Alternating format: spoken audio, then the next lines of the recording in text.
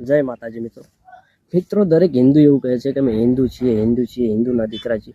તો હિન્દુના દીકરા છો તો હિન્દુ તરીકે તમે આટલું કેમ નથી જાણતા ને કેમ માનતા નથી? મને એ સમજાતું નથી કે પશુ પક્ષી અને પ્રાણી બોલી શકતા નથી, એની ઉપર આકરા પ્રહાર કરવામાં આવે. અને માણસ જાત એક કહેવત છે આપણી કે પોચું અહીંયા હવ આંગળી ભરાવે, પોચું અહીંયા હોય હવ આંગળી દબાવે, આપણી કહેવત છે. એટલે પ્રાણી જો પક્ષીને આ બધું બોલતા હોત ને તો એક સમય માણસને કહી દે તમે હેઠા બેસી જાઓ. પણ માણસને બુદ્ધિ આલી છે, બોલવાની તાકાત આલી છે, બધી રીતે એને પૂરતી શક્તિ આપી છે, એટલે માણસ એનો દુરુપયોગ કરે છે. પણ પશુ પક્ષી અને પ્રાણી બોલી શકતું નથી એટલે એને દબાવવામાં આવે છે. બકરા ચડાવે, મરઘા ચડાવે, આ તે ન ખાવાનું ખાય.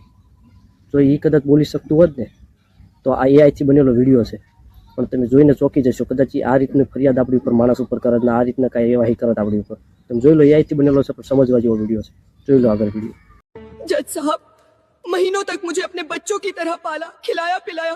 मैं समझा प्यार है, पर वो प्यार नहीं, मेरी कुर्बानी की तैयारी थी।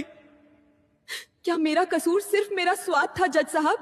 हुजूर, मंदिर में मुझे गणेश जी की सवारी कहकर पैर छूते हैं और वही लोग घर में मुझे जहर वाला लड्डू खिलाते हैं।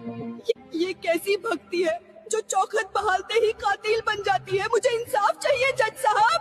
जज साहब, साल में एक दिन नाग पंचमी पर दूध पिलाते हैं, देवता मानते हैं, बाकी 364 दिन मुझे देखते ही लाठी मारते हैं। क्या उनकी श्रद्धा सिर्फ कैलेंडर देखकर जागती है? मुझे वो एक दिन का दिखावा भी नहीं चाहिए जज साहब।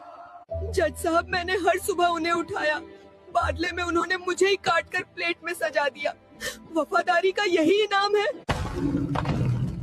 तुमने पत्थर की मूर्ति में भगवान ढूंढा और उसे दूध पिलाया, लेकिन जो जिंदा था, जिसके दिल में धड़कन थी, तुमने काट कर खा लिया।